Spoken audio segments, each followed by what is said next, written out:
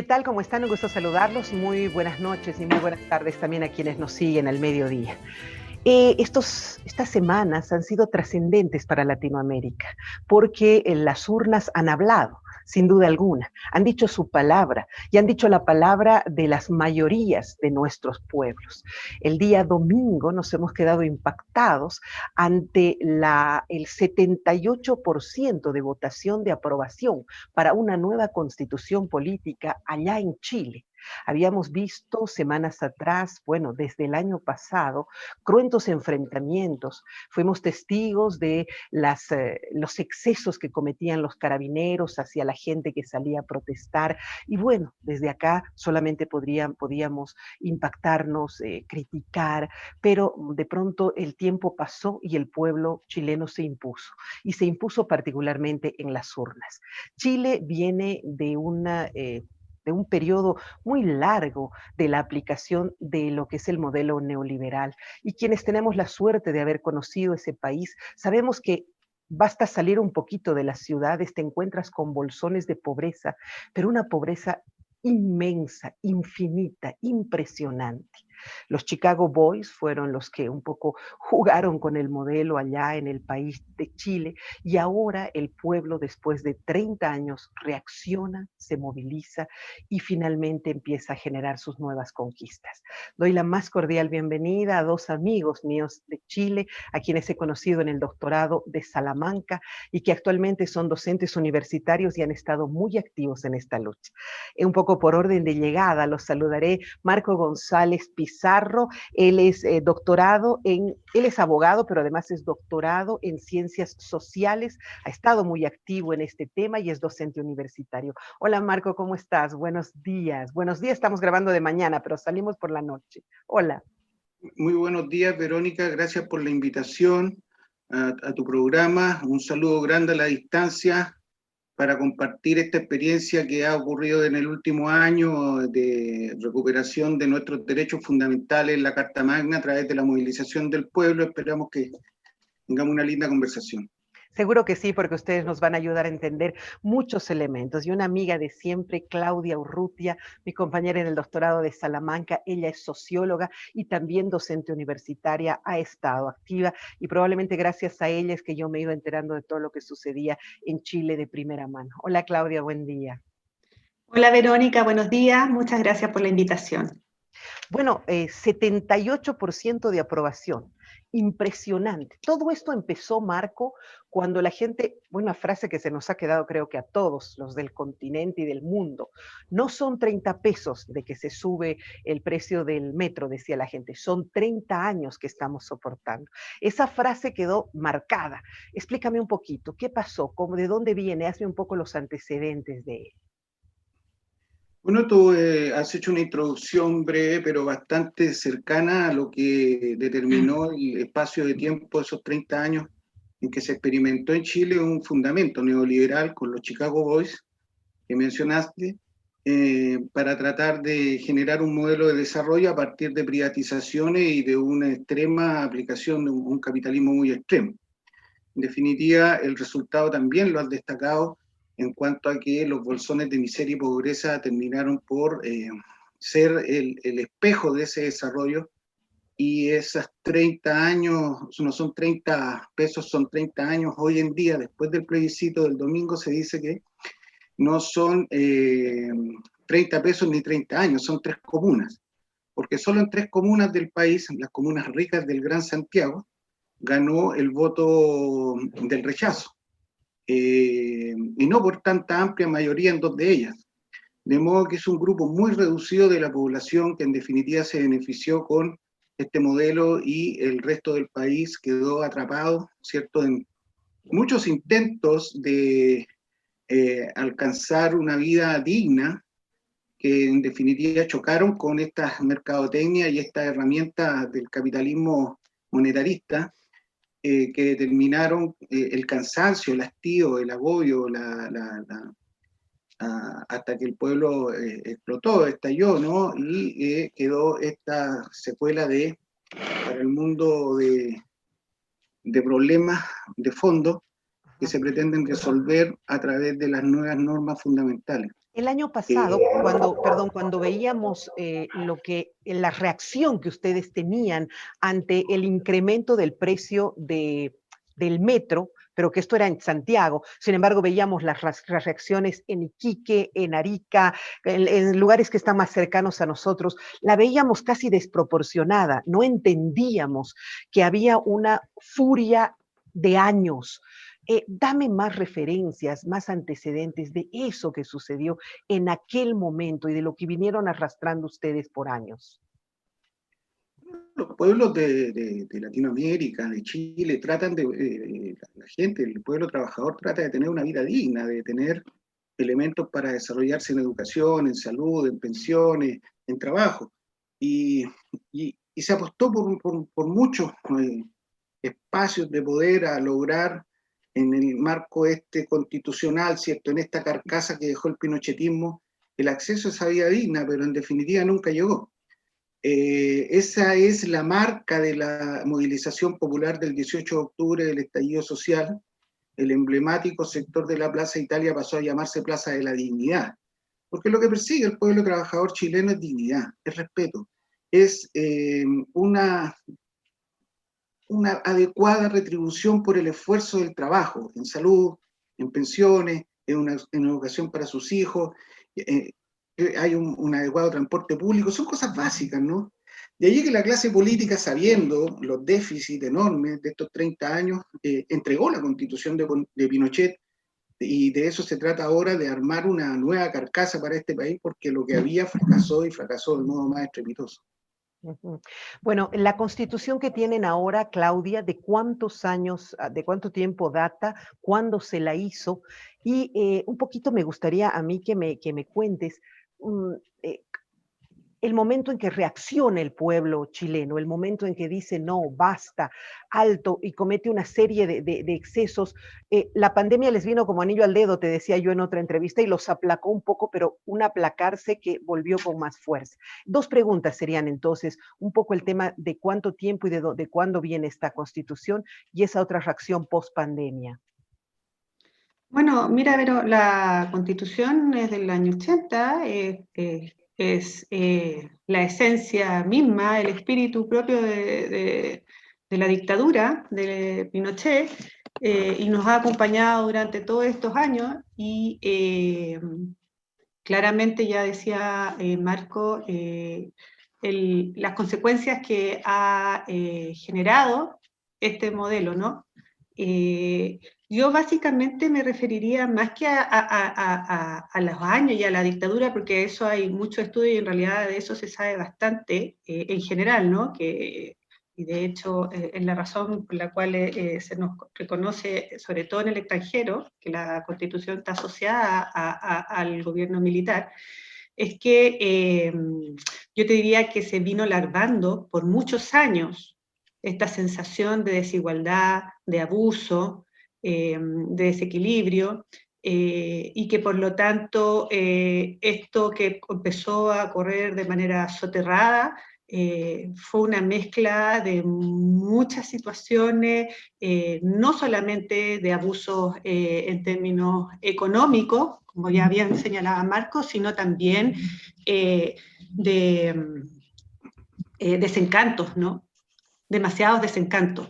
Se nos prometieron, hubo demasiadas promesas, a la ciudadanía se le prometió muchas cosas, parte de esto en el plebiscito del sí y el no, a fines de la década de los 80, precisamente para ver si se quería continuar con la dictadura o no, y luego cuando asumen los gobiernos de la concertación, la gente ilusionada y honestamente, creo yo, apostó porque efectivamente iba a haber un cambio real y significativo después de haber tenido tantos años al dictador. Sin embargo, lamentablemente los años nos demostraron de que eso no fue tal, que las promesas que se hicieron no fueron tales y que por lo tanto lo que se había que contar y el relato que había eran solamente cifras macroeconómicas, las cuales logramos exportar de muy buena manera, fuimos los tigres de Latinoamérica, no sé si lo recordarás, Verónica. Pero claro, ustedes son como un referente de riqueza y de prosperidad, tanto así que se han llenado de venezolanos, porque es como que el nuevo Estados Unidos, ¿no? El sueño chileno es ahora, ya no es el sueño americano. Exacto, y hemos recibido a muchos inmigrantes que han llegado honestamente con la ilusión de que aquí en Chile se le va a recibir y hay condiciones de prosperidad y de beneficio para ellos, pero lamentablemente una vez que han llegado se han dado cuenta que la realidad no era la que se decía, ¿no? Es que ni ustedes han resuelto sus problemas, cómo iban a acoger gente. Bueno, vuelvo con Marco, aprovechando que es abogado. Marco, ¿qué características tiene la actual Constitución? ¿Qué características que un poco pueden mostrarnos que hay no sé, un rasgo retrógrado casi? Bueno, la Constitución, como mencionaba Claudia, en el plebiscito del 88 se plebiscitó y dio origen al retorno a la democracia tutelada, ¿no? Con un tercio de los senadores designados, con un Consejo de Seguridad Nacional que también tutelaba los actos del Ejecutivo directamente y tenía facultades para estos estados de excepción constitucional que han sido la tónica desde el estallido social de octubre del año pasado. Vale decir, ahí ya tú tienes un resabio dictatorial, esto de los estados de excepción y las facultades extraordinarias. De hecho, Piñera, el presidente, amparado en esa estructura de poder político constitucional, le declaró la guerra al pueblo chileno. En los primeros días, que fue cuando hubo muertes y una salida de militares, que actualmente hace unas pocas semanas empezaron a ser procesados porque ordenaron disparar al pueblo desarmado. Debido a eso, el estallido social fue un viernes. Todo ese fin de semana fue, la verdad de las cosas, una ignición que le decimos nosotros, un estallido. La radiación se expandió en forma mega intensa por todo Santiago y por todo el país. Y el lunes el alto mando de las Fuerzas Armadas dijo que ellos no están en guerra con nadie y se apartaron de este mecanismo porque la lucha por los derechos humanos en el retorno a la democracia permitió castigar todo tipo de exceso y de violaciones a los derechos humanos en forma muy contundente. Y los militares no quieren verse envueltos de nuevo en resoluciones de problemas políticos, lo dijeron. Esto es un problema político-social. No es una cuestión que tenga que resolverse por la fuerza militar, como en el caso de una guerra con países. Ese es el objetivo propio de las fuerzas militares. ¿A quién llaman ustedes carabineros? Porque lo que yo veía, no sé si los carabineros son los militares, no es cierto, no es así, no es cierto, los carabineros son como la policía. Explícame un poquito, porque sí veíamos a los carabineros, pero luego ingresaron los militares también a ser parte de esto, Marco. Claro, la fuerza policial fue sobrepasada de inmediato en el estallido social. Entonces, estos estados de excepción constitucional de la Constitución de Pinochet fue decretado de inmediato por Piñera el sábado en la madrugada, a la 1 de la madrugada, y salieron los militares a la calle. Y como te comento, ese fin de semana fue de una guerra civil, ¿no? De una situación, pero con la diferencia que el pueblo estaba desarmado, no tenía, era una protesta, y los militares el día lunes, como te mencionaba, decidieron no continuar en la escena, porque este es un problema político-social. Vale decir, es una situación de no resolución de las aspiraciones o de esas promesas que se le hizo al pueblo que mencionaba Claudia, en forma de medida, vale decir, por ejemplo, en pensiones se dijo el año 80 que las pensiones del sistema privado iban a otorgar una tasa de reemplazo de 100% del salario del trabajador. Después bajaron a 70%. Resulta que hoy día con estudios de la OECD son del 30%, ¿ya? Y en el caso de las mujeres mucho menos. Entonces, la verdad que ese tipo de contrastes violentos, agudos, fue el que llevó a la gente a salir a la calle y a enfrentar a la policía carabineros, como tú dices, que son la fuerza pública. Eso es la policía del Estado. La policía. La policía del Estado, que hoy en día, con este receso, decimos nosotros, entre comillas, del estallido social, de la pandemia, se reforzó, gastó una enorme cantidad de dinero en nuevos recursos para mantener lo que ellos llaman el orden público, ¿no? Que no es sino evitar que la gente se manifieste y haga presente en las calles sus derechos, ¿no? Entonces, en definitiva, la policía ha jugado un rol represor muy violento, está en entredicho en el mundo, se le califica como la policía más brutal de Latinoamérica y del mundo. La verdad de las cosas es que no respetan ningún tipo de protocolo, ¿no? Detienen sin ningún formato legal que ampare, y entonces como abogado la actuación de la justicia se ha visto complicada porque falsifican instrumentos públicos, los partes donde anotan las circunstancias de las detenciones. Es un desorden total. Una de las cosas fundamentales que se necesita y que se reclama por la ciudadanía es el cambio total y el descabezamiento total inmediato, o sea, ahora en estos días, de la policía de Chile. Va a ser de repente uno de los primeros pasos, ¿no, Claudia? Creo que todos hemos visto con horror en el mundo entero la forma en la que la policía actuaba. Habían videos que corrían, y no estamos seguros si son reales o no, de policías carabineros que disparaban a los ojos. Creo que esta ha sido una modalidad que han empezado a aplicar y han dejado, bueno, creo que son 40 muertos. ¿Cuántos heridos? ¿Cuánta gente? Un poquito confírmame cifras de muertos, cifras de heridos, y si eso de disparar a los ojos era real. Sí, mira, no tengo a mano la cifra exacta, Verónica, de cuántos muertos han habido, pero sí estamos hablando de aproximadamente 40, muchos jóvenes que salían a manifestarse, sobre todo en la capital Santiago, en un lugar que acá es conocido y famoso porque ahí la gente se congrega a manifestarse, que está en el centro de la ciudad, que se le conoce como oficialmente Plaza Baquedano, pero actualmente ha cambiado el nombre de Plaza Dignidad, como ya decía Marco. Es un nombre que la propia ciudadanía, a propósito del estallido, cambió su nombre y la llama, y se le reconoce ahora como Plaza de la Dignidad. Ahí han ocurrido uno de los enfrentamientos más crueles, donde efectivamente la policía, como bien relataba Marco, en su desplazamiento represivo, tendió a disparar no solamente como amedrentamiento, sino que efectivamente de manera intencional y direccional a los ojos de muchas jóvenes. Muchos jóvenes perdieron la vista, muchos. Hubo acá hay casos emblemáticos de un joven que perdió su visión, sus dos ojos.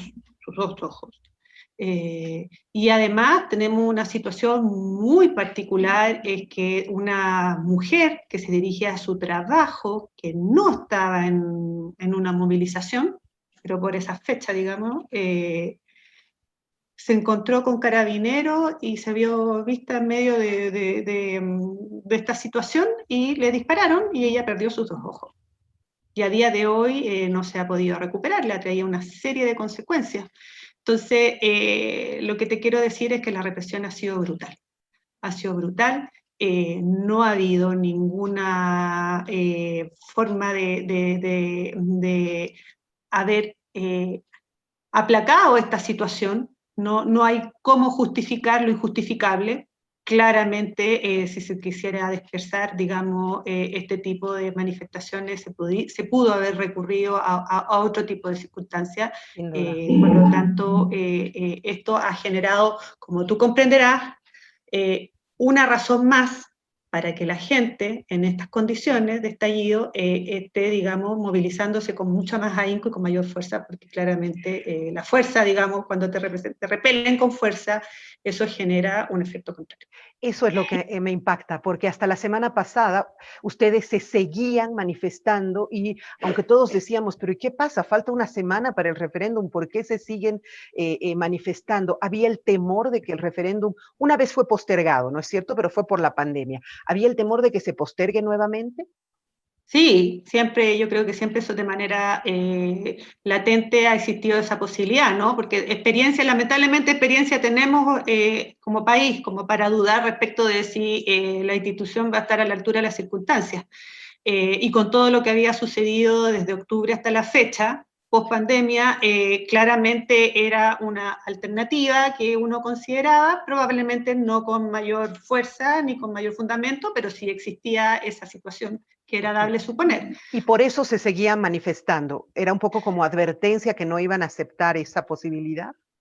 Mira, más que una advertencia de que no se iba a poder aceptar esa posibilidad, que puede ser, mi percepción es que la gente se siguió manifestando y que va a seguir manifestándose, Verónica, porque el descontento es tal, el abuso ha sido de tal magnitud, la opresión ha sido tan violenta que en este momento yo no estoy segura si el solo hecho de haberse ganado este plebiscito es una situación sine qua non para que la gente deje de manifestarse. Yo creo que esto recién comienza, está abriéndose las puertas, por lo tanto, no, yo creo que tenemos un tiempo más de manifestaciones y de movilizaciones sociales. Y la próxima media hora yo quiero hablar con ustedes un poco de lo que va a ser la elección del Comité Constitucional, de los constituyentes, quiero hablar un poco de las transformaciones que debería hacerse, pero me llama la atención, antes de terminar esta primera media hora, Marco dice, ya no son 30 pesos, ya no son 30 años, ahora son 3 comunas. ¿Qué llaman ustedes comuna? ¿Comuna es una comunidad, es un barrio, es una zona? Que son ese 22% que habría quedado como el rezagado que se negaba. Y Marco, ¿a qué se niegan? ¿Se niegan a qué cambio? ¿Qué privilegio tiene esta gente para negarse a un cambio? ¿Quiénes son? Bueno, las comunas son los territorios administrativos sujetos a una alcaldía. Ah, ok. Entonces, en el Gran Santiago hay 20 y tantas comunas que los distintos territorios, a través de sus municipalidades, organizan los servicios básicos, porque es una ciudad de 8 millones de habitantes y cada comuna tiene las más grandes 600, 700 mil habitantes, las más pequeñas 200 mil. Entonces, conforman la división administrativa comunal del Gran Santiago.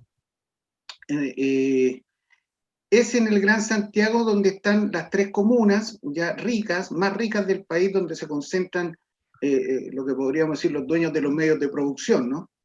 Y que controlan a través del miedo de los medios de comunicación a la población y a través también de componendas permanentes que durante 30 años le decían a la gente, oiga, sí, ni un problema, mire, firme acá, y al otro día, si te he visto no me acuerdo. Entonces, la movilización se da también permanente por ello, porque está el abuso, está el descaro que tiene la clase esta rica y poderosa, que la gente no suelta la movilización, no suelta la calle, como se dice acá en Chile, porque es la única manera de superar ese miedo y esa aguda dominación mediática de poder, y mantiene arrinconada esta clase en sus comunas, allá en el barrio alto que se le dice acá en Chile.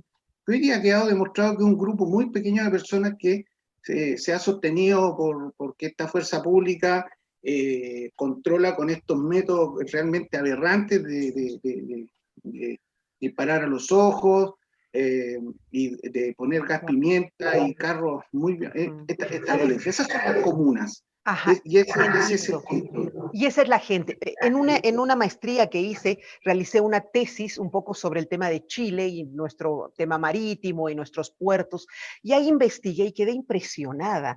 Ustedes tienen dueños del país, porque una familia, recuerdo, no me acuerdo, creo que era Luxich, era dueña de bancos, era dueña de puertos, era dueña de canales de televisión, era dueña de empresas de productos para beber, ¿no? De aguas, pero era impresionante, y así eran como 6 u 8 familias que eran propietarias, diría yo casi, del país entero, y entre ellas pareciera que negociaban. Por eso te digo, ustedes casi tienen dueños de ese país. Sí, el modelo neoliberal, que se basa en el liberalismo pero avanzado, es un poco una continuación de una lógica feudal, de una acumulación tal que un gran control central acapara muchas lógicas de dominio, ¿no? En este caso tú mencionas muy bien al grupo Luxich, que es dueño de la COPE, que es una de las empresa que distribuye la benzina en Chile, una de las 3 empresas o 4 empresas, de la compañía de cervecería Unida. Gasolina, acá nosotros la llamamos gasolina, la benzina. Sí, gasolina. La gasolina, los puertos y lo que tú mencionaste. Entonces, el neoliberalismo tiende hacia el monopolio, pero en una forma oligopólica, de manera tal de que se constituyen las 7 familias del mar, las familias de la riqueza forestal, del mar y la pesca, claro, digo, de lo forestal, etcétera, y que son pequeños grupos, pero es el modelo el que fue desarrollando una pirámide de acumulación a partir de unos grupos que se nuclearon en torno a la figura del dictador. Claro, el dictador, un núcleo central, puso a una serie de grupos económicos a su alrededor de su confianza. Uno de ellos, por ejemplo, su yerno Ponce Lerú, que le entregó el oro blanco, que es el litio, ¿cierto? Entonces, alrededor de ese poder central militar se nuclearon estas empresas, estas familias, que fueron poco a poco este gran imán captando todo lo que había a su alrededor, y en este minuto son esas familias precisamente las dueñas del país, que están junto con sus administradores, ciertos ingenieros comerciales que le llaman acá, en esas comunas ricas. Eso es todo el modelo neoliberal. Se agota en ese estudio, no es más que eso. No es un modelo de desarrollo donde se vaya a entregar los beneficios de la producción y de la riqueza a la población, sino que esta familia, ya se sabe, toman estos dineros y se los llevan al extranjero, donde tienen decenas de empresas. Basta verla en Chile, la en Perú, la en Ecuador, la en Colombia, la TAM, la en Argentina, ¿ah? Y es tan grosera la figura que en este minuto la TAM está quebrado. Entonces es muy rígida la estructura y esta no soporta la tensión.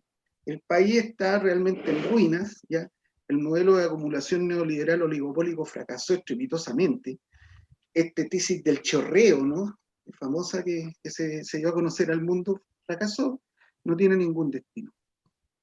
Qué gran explicación, Marco, te agradezco muchísimo. Realmente nos clarificas de manera absoluta, pero ojo, que la pirámide esa tiene una base y la base es la que sostiene la pirámide. Afortunadamente esa base ya se ha movido. Me toca hacer una pausa, por favor.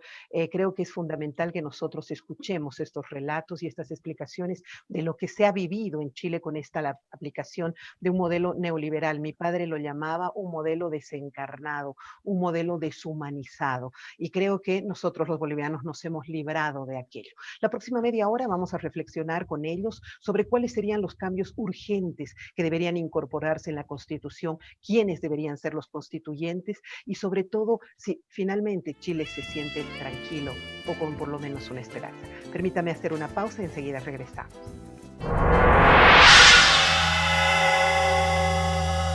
A simple vista, parece una casa normal, pero en realidad es un laboratorio, un centro de alto rendimiento, una academia de gastronomía, una pyme y una gran corporación. Y es que esta casa tiene fibra de Access, como cada vez más hogares con la nueva cobertura de Access, que disfrutan la calidad de nuestra fibra óptica día a día. Porque no hay mejor lugar que el hogar. Hogar Fibra Hogar.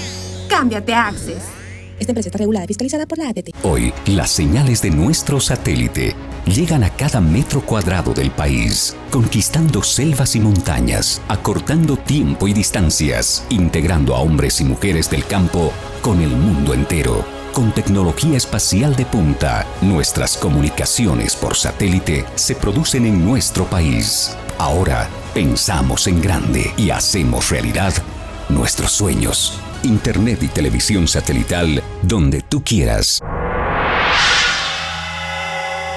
Segunda media hora del programa, estoy conversando con dos profesionales, docentes universitarios y doctorados, a quienes he conocido en Salamanca, amigos míos, que me están haciendo una muy clara explicación de lo que ha sido el referéndum con un 78% de aprobación para una nueva constitución en el país vecino de Chile. Y nos han explicado de manera brillante lo que ha significado la aplicación del modelo neoliberal. Estoy con Marco González, abogado, doctorado en Ciencias Sociales, y con Claudia Urrutia, socióloga, docente universitaria y doctorada en procesos políticos contemporáneos. Bueno, impresionadísima con todo lo que me han contado, impresionada con todo lo que hemos escuchado y que de repente, a pesar de ser una realidad tan cercana a la nuestra, porque hoy estamos aquí, nosotros vacacionamos en Chile, en Arica, ¿no es cierto? No la conocemos realmente y despreciamos o añoramos el modelo neoliberal cuando no nos damos cuenta de las consecuencias que pudo haber tenido. Claudia, viene ahora el momento de la elección de quienes van a ser los constituyentes o la convención constitucional, como ustedes la llaman. Cuéntame un poquito, por favor, cómo se viene aquello y en cuánto tiempo, cuál sería el procedimiento a seguir. Sí, mira, lo que se viene ahora, como tú bien señalas, es que se viene la elección de candidato a la constituyente, perdón, y lo que sucede ahora es que la gente debe organizarse y en esta organización también hay que superar algunas barreras, ¿no? Porque como ya decía Marco, esto está muy imbricado, son demasiados años, digamos, donde hemos estado bajo la potestad de esta Constitución y por lo tanto tú comprenderás que los que han tenido el poder y la capacidad de gobernar durante todos estos años no están dispuestos a ceder sus espacios tan fácilmente, ¿no? Por supuesto. Y por lo tanto, lo primero que yo relevaría en este proceso, Verónica, es que este plebiscito no solamente nos dice que claramente y con fuerza que ya no se quiere esta constitución de la dictadura, sino que además lo que se está señalando acá, y hay que, según lo que yo veo yo, es entender que la ciudadanía ya no quiere el sistema político que nos ha regido hasta hoy. Claramente los partidos políticos están en crisis, con todo lo que eso significa, Verónica. Los políticos que nosotros conocemos, la forma de hacer política que se conoce acá en Chile, no solamente está en crisis, sino que simplemente ya no tiene ninguna legitimidad, no le otorga confianza a la ciudadanía y por lo tanto lo que se aspira es que haya un recambio total. Eso es lo que quiere la ciudadanía. No queremos seguir viendo, no se quiere seguir viendo las mismas caras, se quiere gente nueva, porque hay una crisis de confianza tal que tú comprenderás que después de todo esto que ha sucedido, para que vuelvan, digamos, a legislarlo lo mismo que lo han hecho hasta ahora, no sería ninguna ganancia. Y por lo tanto, en eso nos enfrentamos hoy. Los partidos políticos y el sistema político, por supuesto, que se ha preocupado de generar ciertos mecanismos para resguardar su presencia, y por lo tanto hay mecanismos claramente hoy día que hay que ver, y es parte de la discusión, ¿no? Cómo hacer para que efectivamente la ciudadanía, ya sean líderes, sindicatos, ciudadanos, independientes, digamos, de cualquier sector social, tenga la capacidad y la posibilidad de participar en esta convención y que no tengan que tener este desmedro respecto de aquellos mecanismos que los partidos políticos están dejando de manera tal de que ellos mismos sean los que elijan a sus propios representantes afines a sus ideologías, ¿no? Sería terrible, sería realmente terrible. En eso estamos, entonces por una parte eso, que hay todo un mecanismo que hay que empezar ¿En cuánto desarmar. tiempo? Tenemos alrededor de 71 días para que la gente 2 meses. se elijan los constituyentes. En enero ya se debieran estar presentando. Pero más allá de eso, lo que yo te quiero comentar, si tú me lo permites, Verónica, es que en paralelo a toda esta situación, porque una es el carril, digamos, de cómo los mecanismos que ocurren, de cómo se prepara, digamos, todas estas postulaciones, pero por otro lado yo creo que es importante relevar, fíjate que esta convención constitucional aspira a ser la primera convención paritaria en el mundo. Ah, qué bueno. Y no es menor. No es menor. No, en absoluto, en absoluto. No es menor. Como mujer, digamos, no es menor que se escriba una no solamente se constituya una convención constitucional, sino que además que se redacte una constitución. Una fuerte presencia femenina. Paritaria. Qué maravilla. Mira, nosotros aquí ya hemos superado eso. El Senado es un Senado de puras mujeres. O sea, hemos ido pasito a pasito, pero ya llegamos a aquello. Bien, mi pregunta ahora va para Marco. Marco, ¿cómo va el tema de seguridad social, el tema de las AFPs? Esas seguramente serán una de las primeras, los primeros puntos que se tocarán en la nueva Constitución. ¿De dónde vendrá todo el bagaje para poder construir? Porque, por ejemplo, en el caso nuestro, un poco hemos ido sacando pedacitos de la Constitución de Venezuela, sacando un pedacito de la Constitución y bueno, se ha ido estructurando. ¿Cómo se va a estructurar y cuáles deberían ser los primeros puntos para atacar?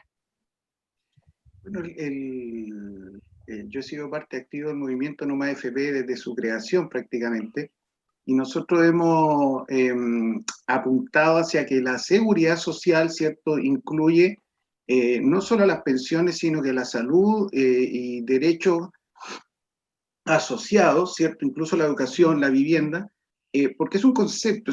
La seguridad social la gente no la ha tenido porque se apostó en este modelo a que el esfuerzo individual privado de monetarizar y capitalizar en términos precisamente capitalistas era la solución para los problemas sociales, en tanto cada persona tenía que conseguir su casa, pagar por ello, su salud, pagar por ello, sus pensiones, pagar por ello, su educación, pagar por ello. Entonces, en la medida que la persona se esfuerza y tiene dinero y paga, obtiene pensiones, salud, educación, vivienda. Si no se esfuerza y no tiene dinero, no tiene nada, y bueno, ahí tienen el resultado, ¿cierto?, de pobreza y desigualdad, de uno de los países más desiguales del mundo y de un estallido social que ha estremecido, ¿cierto?, no solo a Latinoamérica, sino que también al mundo, porque en realidad el esfuerzo individual no es un camino para poder acceder hoy en día en esta estructura compleja social en la que vivimos a los derechos fundamentales. Entonces, en la discusión fundamental, en la discusión de la Carta Fundamental, esencialmente se trata de revertir esta estructura capitalista, monetarista, de capitalización por una estructura social donde, ¿cierto?, los derechos fundamentales, a través de la contribución de todos los ciudadanos mediante su trabajo al Estado, sea de reparto. Vale decir, hay que derogar en términos esenciales, ¿cierto?, el sistema privado de pensiones, porque allí está la madre de todas las batallas, como se dijo, porque el capitalismo chileno se fundamenta, ¿cierto?, en capturar la plata que mensualmente cotizan los trabajadores para sus pensiones, toman esos fondos mensuales, anuales, para que tú tengas una idea, son alrededor de 10.000 millones de dólares anuales. ¿Ah? Por Dios. Entonces, es importante este tema porque... ¿Qué población tienen ustedes, Marco? Unos 18 millones de habitantes, ¿ya? Y tenemos entonces esta situación de acceso al capital de los trabajadores por parte del capitalismo, que lesiona mucho a los trabajadores porque se capturan estos fondos de pensiones y se llevan, ¿cierto?, a la capitalización de las empresas, pero luego no vuelven a los trabajadores. No vuelven a los trabajadores. No vuelven a los trabajadores. Ese es un tema esencial en la discusión fundamental, Verónica. O sea, salud y seguridad social sería básico en todo caso para empezar este análisis. Mi pregunta, hablaba un poco de la crisis, Claudia, de los partidos políticos. ¿Y cómo están las instituciones? ¿Hay respeto a las instituciones en este momento? No sé cómo llaman ustedes a su tribunal electoral, si no me equivoco. Sí, tenemos el servicio electoral. Que es donde el que radica y norma, digamos, el funcionamiento electoral, obviamente, y tenemos otro tipo de tribunales, pero respecto a la crisis de los partidos y a la crisis de legitimidad, yo te diría que la crisis es transversal. O sea, estamos viviendo una crisis institucional. También afecta. Sí, claramente. Hay una desafección importante, no solamente respecto de los partidos, sino que, Verónica, tenemos crisis, yo creo que a nivel mundial. la Iglesia. Chile era un país muy católico. Sí, muy conservador, ¿no? Pero también las cosas no ocurren, digamos, porque sí, todo tiene una explicación. Y estas crisis de legitimidad han sido ocasionadas por las propias instituciones. Que la Iglesia Católica hoy día está en crisis es precisamente por el comportamiento que han tenido sus miembros, ¿no? Y por los abusos cometidos, ¿sí?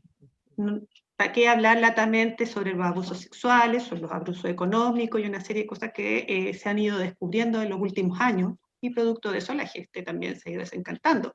No es la misma Iglesia que en Chile estuvo en la época dura de la dictadura, que acompañaba a las familias, que acompañaba a los presos políticos, a la familia de los detenidos desaparecidos, que salía a la lucha. Ya esa iglesia, digamos, que en algún momento en Chile fue fundamental, hoy ya no existe eso, ¿no? Yo te diría que podemos nombrar casos contados con los dedos de las manos de aquella iglesia que es una iglesia compañera, contenedor, que te contiene, que te apaña. Esa es una crisis. Recuerdo que ustedes, por ejemplo, han sido uno de los últimos países en aprobar el divorcio, ¿no es cierto? O sea, realmente había como una suerte de anclaje, se anclaron en toda esa constitución anterior, en todas esas prácticas de la época de la dictadura y retrasaron su desarrollo en general, centrándose en un conservadurismo un poco extremo, ¿no es cierto? Mira, Verónica, sí, es extremo, pero fíjate que es lo mismo que decía Marco al principio a propósito del neoliberalismo, ¿no? En general se suele reconocer a Chile neoliberal y la lectura y las explicaciones siempre se hacen en términos económicos, macroeconómicos, sin embargo se olvida un poco la explicación social. Así como fuimos capaces de generar una gran imagen exportadora de que éramos un país macizo, consolidado, con grandes cifras macroeconómicas, que prosperábamos al mundo y que avanzábamos, y probablemente las cifras macroeconómicas sí lo señalaban. Sin embargo, no había más que levantar un poco la alfombra y ver que en realidad siempre hemos vivido con este doble estándar, ¿no? Claro, la riqueza para algunos, estos tres grandes comunas que malaba Marco, que son estas grandes familias, pero por otro lado, la privatización fue brutal. Tenemos un país que está privatizado en todos los servicios básicos, no están para nada garantizados. La desigualdad es abrumadora y por lo tanto es violenta, te violenta en tu dignidad, en tu esencia, y claramente eso ha generado, son muchos años, por lo tanto hoy día tenemos una crisis de legitimidad institucional, claramente. Entonces se suele pensar que son los jóvenes los que viven la desafección, que son los jóvenes los que son apáticos y que no participan, pero por otro lado a uno se les tiende a olvidar que ¿por qué no quieren participar? ¿Por qué no creen en lo que existe? Las explicaciones son mucho más profundas, digamos, y no todas las lecturas son económicas, ¿sí? El neoliberalismo es más que eso. Ha avasallado a los indígenas, Verónica, a las mujeres, a los viejos, a la tercera edad, a los discapacitados. O sea, hay un grupo importante de sectores, ni hablar de la naturaleza, la cual ha sido avasallada. Bosques deforestados, mares contaminados. Sin duda. Así es. Sin duda, tienes razón. Mira, qué pena. Tal vez para agregar un poco en este rango, esos enclaves conservadores a los que tú aludes, ultraconservadores a los que tú aludes, Verónica, son también expresión, como decía Claudia, que este neoliberalismo un poco reproduce cuestiones muy feudales, ¿no?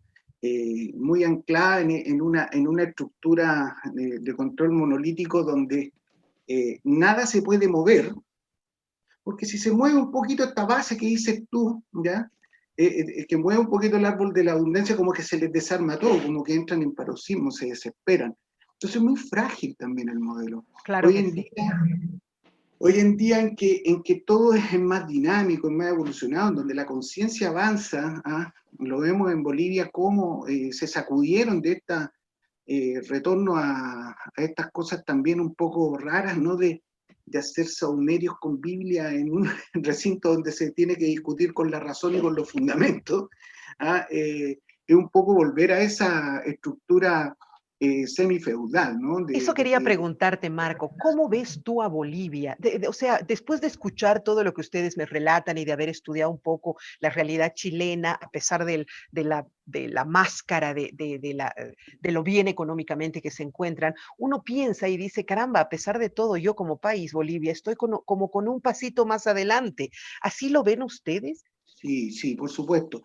Lo que pasa es que Bolivia tuvo la virtud, a través del proceso que desarrollaron, de sacudirse de las políticas de la estructura también de las instituciones financieras internacionales, que son, en el paso más arriba, también unas estructuras semifeudales que anquilosan, ¿no? Que limitan, que impiden que se expresen las diversidades indígenas, de mujeres, de opciones sexuales, todo, porque necesitan una estructura monolítica de producción en base a indicadores, estos indicadores macroeconómicos que, claro, a Chile le funcionaba muy bien en esta estructura dictatorial económica de la Constitución fundamental, pero abajo estaba todo derruido, ¿no? Las minorías, la naturaleza, los trabajadores. En Bolivia se sacudieron de eso, avanzaron. Casi retrocedemos, ¿no? Casi retrocedemos un poquito, ¿no? Casi estuvieron a punto, fue muy peligroso. La mano, digamos, de las grandes fuerzas oligopólicas de las estructuras mundiales es muy larga, pero ojo que también hay una visión muy profunda y muy positiva de que Bolivia logró sacudirse de este mal paso, pero que está dado también por una estructura también un poco peligrosa del otro lado, ¿no? Se tiende en la izquierda al culto de la personalidad. Se tiende en la izquierda a que estas grandes figuras, ¿cierto? Estas grandes estatuas son la solución o la respuesta a los problemas, y no. Se tiene que avanzar en el socialismo hacia que también la respuesta no está en los grandes líderes, sino que en los pueblos. Claro, el caudillismo es el otro problema, pero creo que inclusive eso lo estamos superando ahora que ha ganado con otro, que hemos ganado con otro candidato. Sí, muy importante, porque la continuidad de los líderes es un aspecto que el socialismo debe desarrollar. Se produce también en Venezuela, se produce en muchos enclaves donde... En Cuba. En Cuba. Entonces, el socialismo también tiene que generar las herramientas donde los dirigentes vayan siendo promovidos, y Bolivia en este minuto es un gran ejemplo de ello. Tenían la capacidad para seguir en su proyecto con otros líderes, ¿ya? Entonces también ahí hay una fase crítica, no podemos decir, pasar por encima de eso y decir, ¿sabe qué? Pucha, tuvimos un mal paso y nos recuperamos. Hubo un proceso, y ese proceso en Bolivia también va a dar que mucho estudio y mucho que hablar, porque ustedes recuperaron el proceso, no a la persona, el proceso. Así es. Eso es lo importante. Sí, te voy a invitar un día para que hablemos con otros expertos internacionales también de cuál es la percepción que ustedes tienen de Bolivia, porque creo que como es natural en los seres humanos, uno siempre se siente inferior, menoscabado, nuestra autoestima se merma, pero de repente escuchando el análisis que ustedes hacen y viendo las realidades de otros países, vamos a poder entender lo bien que estamos yendo y hacia dónde estamos marchando. Vuelvo un poco a Chile, me voy con Claudia de nuevo. Actívame tu audio, Claudia, por favor. Claudia, Chile no paró, Chile no va a parar. Y si no significa que ahora, porque se ha logrado la aprobación a la Constitución, no vayan a haber más manifestaciones. O sea, Chile va a continuar en esta pugna y en esta presencia. Por lo que veo, no llegó la paz a ustedes todavía. Sí, mi opinión es que esto no para, digamos, no finalizó con el plebiscito de este domingo, sino que es un paso formal dentro de la institucionalidad, a propósito de la pregunta anterior, Verónica, pero es el primer paso. Se viene ahora, como te decía, la elección de los constituyentes, vencer estos mecanismos, efectivamente que existe una representación de la ciudadanía en estos cargos, lo que no es menor, porque en un corto tiempo no solamente hay que levantar y identificar cuál es tu mejor candidato y con todo lo que eso significa, ¿no? Que hay barreras económicas también, porque no llegar y erigirse como un constituyente, pues tiene que tener una serie de votos, hay una serie de mecanismos que uno tiene que superar, y luego dar a conocer cuáles son tus proyectos, de por qué quieres ser tú un constituyente, o por qué yo, ciudadano, debiera respaldarte a ti, ¿no? Efectivamente, se vienen tiempos, yo creo que tiempos álgidos, pero en el buen sentido de la palabra, ¿no? Yo creo que después de muchos años vamos a vivir un proceso político en el sentido de que se retoman aquellas actitudes o aquellas conductas que mucho tiempo en Chile estuvieron en status quo, de procesos de discusiones políticas, de procesos de Bachelet les informaciones. comprometió una nueva constitución, ¿no es cierto? Bachelet fue la primera que dijo esto y esto hay que cambiar, y además daba como iniciativas muy alentadoras. Sí, Sí, perdón, Marco.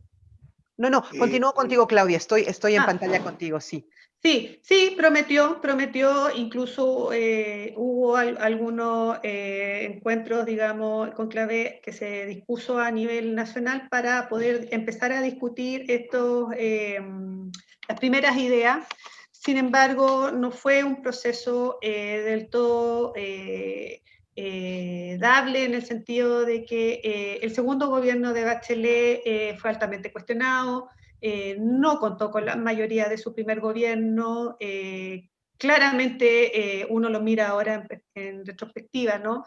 Y efectivamente tú das cuenta de que hubo mucho impulso por ser la primera mujer presidenta, había mucho de empatía, mucho de sororidad para aquellas que decimos o que somos feministas o que tenemos esta cierta, digamos, tensión hacia ese lado, ¿no? Ideológico.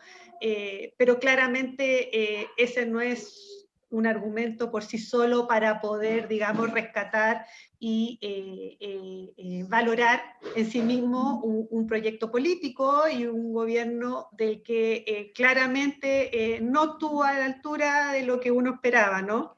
No, pero ¿cómo vas a reaccionar bien si tienes en un entorno familias íntegras propietarias del país que te van a presionar y a la larga te van a obligar a hacer lo que ellas quieren? La única forma era que realmente el pueblo en un casi 80% reaccione. Yo creo que esa es la única manera de hacer transformar esto, ¿cierto, Claudia? Sí, claro, y recordar solamente que previo al gobierno de Bachelet estuvo el gobierno de Ricardo Lagos. Claro. A quien se nos conoce, Verónica, en nuestra época fue a recibir un premio a España, no sé si lo recordarás. Sí, claro. Claro, el Capitán América, le decían, otro producto exportable de este neoliberalismo chileno que tantas satisfacciones nos da, dicen, en el extranjero, ¿no? El mimadito, ¿no? Exacto, y claro, se dice, ¿no?, que fue el primero en hacer una gran reforma a la Constitución. Bueno, ahí probablemente podríamos generar otro tapa mucho, ¿no? ¿Cuál fue esa famosa gran reforma que hizo la Constitución? La verdad es que en la práctica no generó ningún impacto ni ningún beneficio para la ciudadanía en sus condiciones de opresión. Pequeños parches, nada trascendentes. Para nada. Bueno, ya un poco distensionándonos, y yo veía ayer las redes sociales y les digo que me alegraba con ustedes, me hacía tan feliz que hasta yo quiero que se vaya Patricia. Hay una Patricia y que se tiene que ir, ¿no? ¿Quién es ella? Cuéntame, Marco. Ella es una, ¿qué es? Una empresaria que dijo que si salía la nueva constitución, se aprobaba, ella se iba del país. Cosas tan ilógicas he visto ahí. Es una cantante. Es una cantante que sabe. Sí. No, en la época de Pinochet se hacían estelares nocturnos donde participaban sectores muy adscritos al jefe de la Policía de Inteligencia, la CNI, la Central Nacional de Inteligencia, que está preso desde el año 2000, ya 20 años preso, porque este tío tocaba la guitarra y se creía artista, ¿no? Entonces, en las noches, mientras sus esbirros andaban matando gente en la clandestinidad. Él iba a las boates, que se llamaban, ¿no? Claro, a los nightclubs, a los clubes nocturnos. Los nightclubs, sí. Donde esta mujer y otros artistas cantaban y vivían de la farra, que le decimos acá en Chile, ¿no? De la noche, de la bohemia dictatorial. Y bueno, esa es la gran intelectual, digamos, de la derecha que dijo que... Te juro que pensé que era otra persona, te juro que imaginé que era, no sé, una analista, porque ella lo decía con tanta, pero claro, al ver ya la apariencia como que uno, pero sucedió eso en todas partes, la Argentina era lo mismo, mataban a la gente y luego se iban ahí a compartir con Moria Kazan y Susana Jiménez, y lo que habremos visto acá en mi país también, realmente hemos tenido unas historias macabras, ¿no?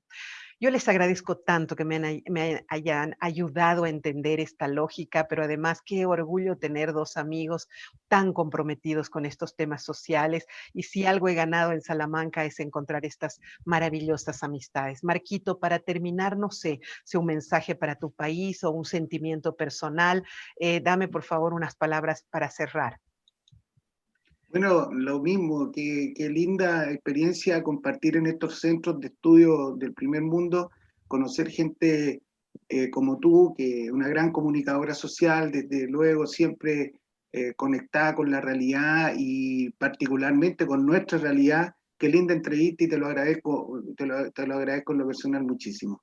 No, felicidades, estoy tan orgullosa de tu país como ustedes habrán estado del mío en algún momento. Sí. Claudia, amiga querida, mil gracias. Gracias por hacerme entender esta realidad. Gracias por ayudarme a trasladar a nuestra población boliviana esto. Y en este instante te cuento que es muy importante, porque aquí ha empezado a generarse es absurda de un mínimo de gente que empieza a decir a los militares que tomen el poder del país ante un supuesto fraude. Realmente ya son cosas tiradas de los pelos. Por eso el conversar con ustedes me ha ayudado tanto. Claudia, tu despedida, por favor, y no sé si tu mensaje para tu país o para el mío. Bueno, primero que todo, gracias Verónica una vez más, gusto de verte. Por darnos este espacio para poder intercambiar opiniones, ideas, y mi mensaje, simplemente decir que ojalá seamos capaces, el ser humano, de aprender de las malas experiencias. Ojalá el ser humano algún día aprenda de las malas experiencias. Ya lo decía el filósofo Julio Iglesias, tropecé de nuevo con la misma piedra, ¿no? ¿Cuántas veces tenemos que tropezar con la misma piedra y sin embargo no aprendemos? No aprendemos. Yo creo que una vez más Chile es un ejemplo al mundo sobre la situación que estamos viviendo. Hemos sido ejemplo tantas veces nos han mirado desde el mundo, Verónica, y yo espero y anhelo que efectivamente en este momento, que esta etapa que estamos viviendo, que es histórica, ojalá traiga bienestar a la ciudadanía. Lo hemos pasado mal, son muchos años, y yo espero y creo que ya es hora de que la ciudadanía pueda vivir en paz, tranquila, con sus derechos básicos resueltos. Es lo que aspira la gente. La gente no quiere, no aspira más. Mira lo que te digo. O sea, vivir en paz. Las palabras, ¿no? Sí, vivir en paz y con las necesidades resueltas, poder acceder a la salud, Verónica, y no morirte en las filas de los hospitales porque no te reciben, poder mandar a tu hijo a un colegio para que se eduque, porque te corresponde, porque es un derecho, no porque si tienes plata puedes acceder a un colegio, a una buena educación, y si eres pobre simplemente vas a lo peor o definitivamente ni siquiera puedes porque tienes que salir a trabajar. O sea, estamos hablando de ese tipo de cuestiones que parecieran tan nimias, pero en el fondo no lo son. Son la esencia del ser humano. Yo creo que en este caso Bolivia, Verónica, es un ejemplo. Por mucho tiempo también existe este chauvinismo, ¿no? Bolivia, Chile, y estas rivalidades tan absurdas, ¿no? Incluso con Perú, entre Argentina y Chile. Yo creo que ya estamos en una nueva época, estamos en siglo XXI y por lo tanto las lecturas debieran empezar a cambiar. Y debiéramos aspirar a tener, digamos, un bienestar mucho mejor y a entender de que los países sí pueden evitar malas experiencias, que sí ya saben lo que significa tener una dictadura y un gobierno militar, que sí ya saben lo que significa instaurar un modelo neoliberal, sí saben las consecuencias de que eso existe. Es cosa de mirar hacia el sur de Bolivia y ver las consecuencias que hasta el día de hoy se viven en este país. Entonces, yo creo que el mensaje debiera ser ese para todos nosotros, ¿no? Dejar de imitar las cosas malas, Verónica. Cierto, cierto. Muchísimas gracias, Claudia. Enriquecedora la entrevista. Gracias, Marco. Los convocaré en otro momento, pero nos han ayudado a entender claramente de qué nos libramos nosotros los bolivianos y un poquito, ojalá, servirles de ejemplo a ustedes que están en ese proceso también. Y ojalá que mi gente se dé cuenta que convocar a militares para que se hagan cargo del país es absurdo. Ojalá lo entendamos de una vez. Un abrazo inmenso. Gracias a los dos. Igual para ti. Están haciendo un mejor país para sus hijos, les digo. Y eso creo que es lo único que nos tiene que empujar. Gracias, gracias. Eso es, gracias. Gracias a ustedes Adiós. también, amigos televidentes. Creo que era fundamental hacer este trabajo de escuchar a nuestros amigos de Chile, a profesionales del más alto nivel, que nos expliquen la realidad chilena para que entendamos nosotros de qué nos libramos, nosotros hacia dónde vamos, para que valoremos las conquistas que como bolivianos hemos conseguido y para que finalmente el mundo entero se dé cuenta que los pueblos son los que al final siempre tienen la última palabra y las urnas son sin duda el espacio donde se magnifican nuestras propuestas. Un abrazo, hasta el día de mañana.